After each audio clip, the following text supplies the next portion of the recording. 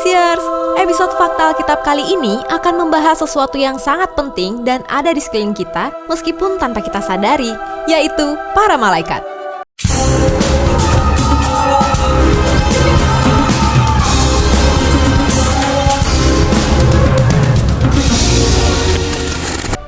Ini adalah bukti dan fakta tentang para malaikat seperti yang Alkitab katakan tentang mereka.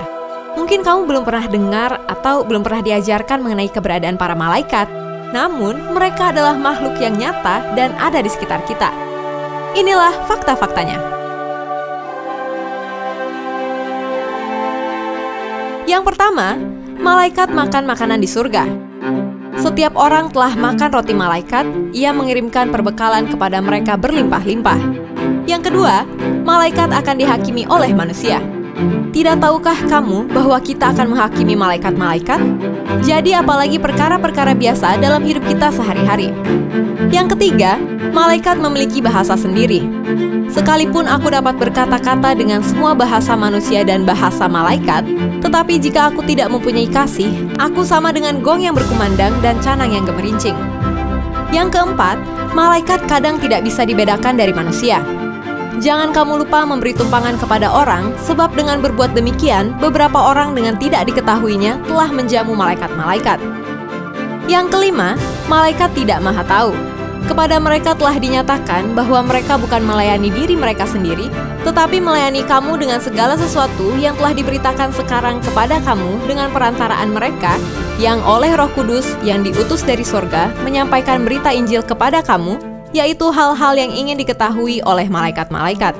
Yang keenam, malaikat bisa berbuat dosa, sebab jikalau Allah tidak menyayangkan malaikat-malaikat yang berbuat dosa, tetapi melemparkan mereka ke dalam neraka, dan dengan demikian menyerahkannya ke dalam gua-gua yang gelap untuk menyimpan mereka sampai hari penghakiman.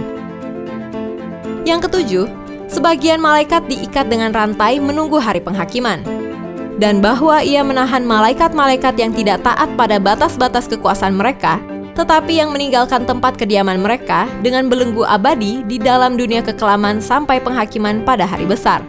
Yang kedelapan, malaikat bisa membunuh umat manusia. Maka dilepaskanlah keempat malaikat yang telah disiapkan bagi jam dan hari, bulan dan tahun untuk membunuh sepertiga dari umat manusia. Yang kesembilan, malaikat bisa dilihat oleh binatang.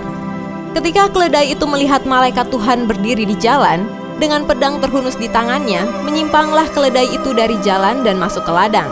Maka Bilea memukul keledai itu untuk memalingkannya kembali ke jalan.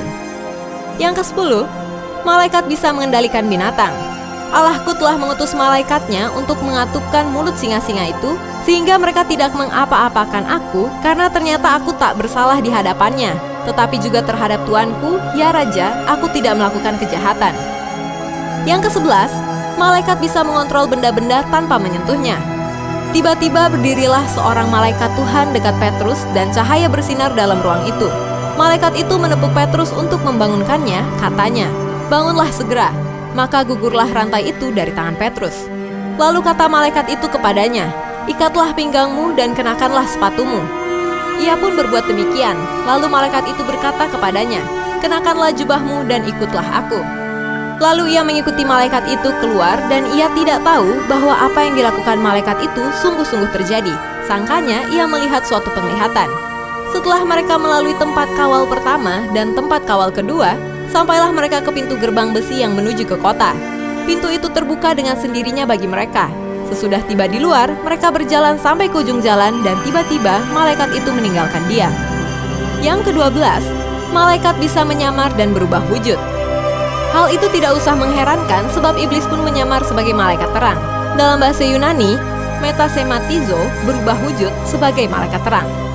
Kata menyamar menggunakan kata Yunani metasematizo yang artinya bertransformasi, berubah figur, berubah wujud, transfigur, menyamar, shape shifting. Nah, itu dia 12 fakta tentang malaikat. Pertanyaan selanjutnya, apakah malaikat bisa dilihat dan menampakkan diri seperti yang ada di film-film? Atau hanya rekayasa saja? Nantikan terus episode Fakta Alkitab berikutnya. Kita akan bahas tuntas semua fakta-fakta di Alkitab. Kalau kamu suka dengan video ini, silahkan di-like, apalagi di komen, karena itu hal yang paling kita tunggu supaya bisa menjadi berkat juga bagi yang lain. Jangan lupa di-share dan subscribe. Aktifkan tombol lonceng kamu untuk notifikasi video-video terbaru kami.